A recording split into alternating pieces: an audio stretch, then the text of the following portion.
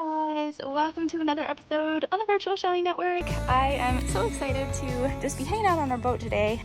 I wanted to do a shell haul from yesterday. So we were bouncing around the 10,000 islands in Southwest Florida, around Marco, and I wanted to kind of do a shell haul for you guys and give you guys a couple tips and tricks for shelling as always. This is our bag that we're going to be going through. Just so you guys know, I always shell with my shell bag or two, but one thing that I've learned is if you're doing a shell tour or you're bouncing around from island to island, sometimes you are going to fill up your shell bag, or even if you don't fill it up, it's going to get heavy, especially if you're picking up a lot of cockles and fighting conchs and larger shells. So one of the things that I like to do is when I get back to the boat, I'll empty it out just into a Publix bag or a grocery bag, and that way I can have an empty shell bag to go back out and fill it with more seashells. So I'm going to go ahead and give you guys some tips and tricks. Also, we found some sand dollars too, so I'm going to go over some tips and tricks to getting those home safely all in one piece.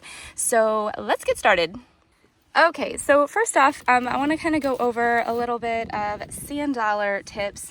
So you are going to find great sand dollars, especially at Dickman's. So if you have not been to Dickman's yet, it's definitely a place to go for sand dollars. And one thing I will tell you that I like to do when I find them is I like to put them back to back. So you find sand dollars. My recommendation is if you find one that has a crack in it, don't take it. It's just going to break apart unless you want the little doves inside, then by all means. But just know that if they're cracked, they're usually going to fall apart pretty easily. So this is just a few of them. Obviously there's more in here, and you can see I do not believe any of them are broken. As I'm looking through here, I don't think any of my sand dollars broke on the way back.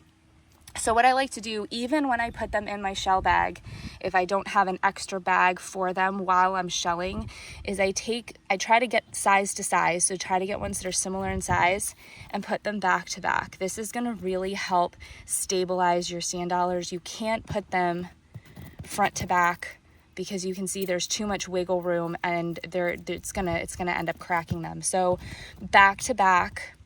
So just try to find ones that are similar size, back to back like this. And then when I set them in my container or bag or whatever you have, this was actually just a sandwich bag. I do have one little cracked one right here. One little broken one, if you can see that. So one out of all of these sand dollars is not too bad. So I start with the larger ones, and you're just going to kind of tuck them in. So when you see an open spot, you're just going to tuck them in loosely. And I took these out to show you, but I would put the larger ones in first, and then the smaller ones in at the top. And then if you have a single one left, you can just kind of stick it in between. But you want to make sure that you don't crush them, right? So however you have your bag, you kind of want to just lay it down and leave it be. You can always wrap it in a beach towel too, especially if you're on a boat where it's like really wavy. You don't want them crashing together. But this is how I get my sand dollars home. So hopefully that will help you guys out. Okay, on to the fun part. So these shells are just fresh from the beach. They have not been cleaned yet, but I'm gonna go ahead and go through, and you guys might be already eyeballing some really cool stuff in here. But we have to have a vote really quickly. I know you guys are looking in the bottom left corner. I want to know if you think this counts as a Jania. Okay, here's the big reveal. I want you guys to comment below, and I want you to tell me, yes, if this counts as a Jania, or no, if it only counts as a chunk of a Jania. Here we go.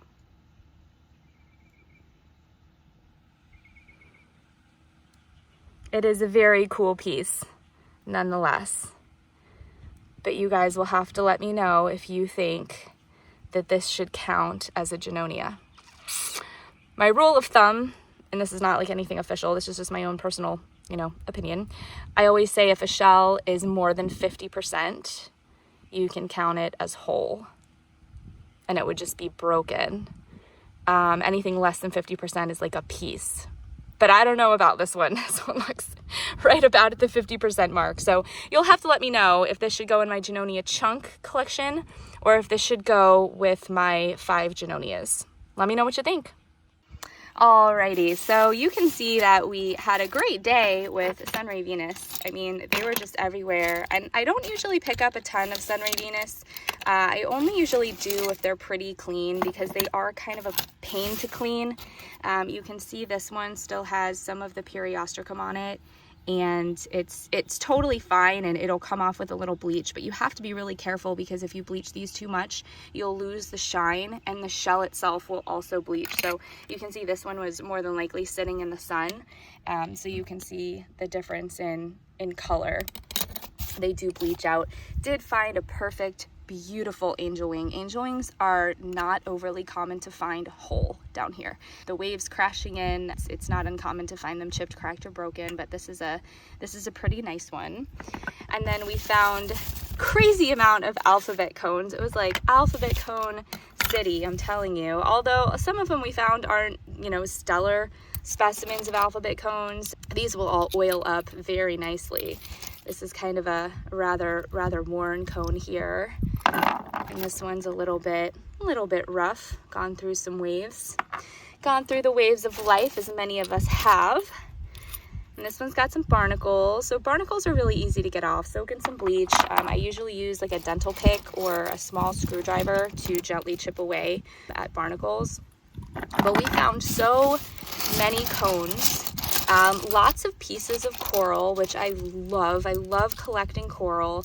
So coral and worm shells are probably like my 2 favorite just common things to collect. I don't know why I'm so obsessed with worm snails and just coral pieces, but I think they're really pretty in a bowl or a jar. And this is some really pretty big olives too, that we were able to find. There's a little piece of sea glass too in here. There's a little bit of everything in here today. We got some nutmegs. Nutmegs they're not considered, oh look, I got my sand dollars still good. Nutmegs aren't overly common, I would say. Here's a chunk of an alphabet cone. But when I find one, I find a bunch. I find them kind of in groups. So there's quite a few nutmegs in here. The other thing that we found a ton of, it was like Florida Cone City.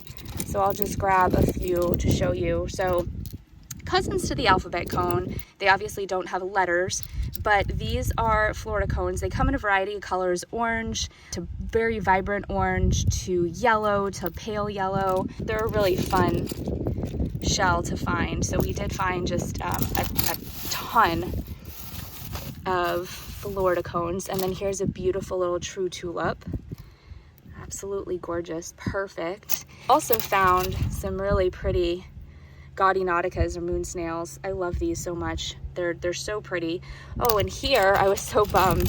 This was sitting in the top of the sand like that, and I was so excited until I pulled it up, and then it was just a piece. But look how pretty that nice dark true tulip would have been, and how big it would have been if it were whole. And then here is a beautiful specimen of a rose murex. So again, not a shell that I find often, missing a little bit of the tail there. Usually they have a little bit longer of a tail, but oh, the color on this is just fabulous. This is a really pretty rose murex.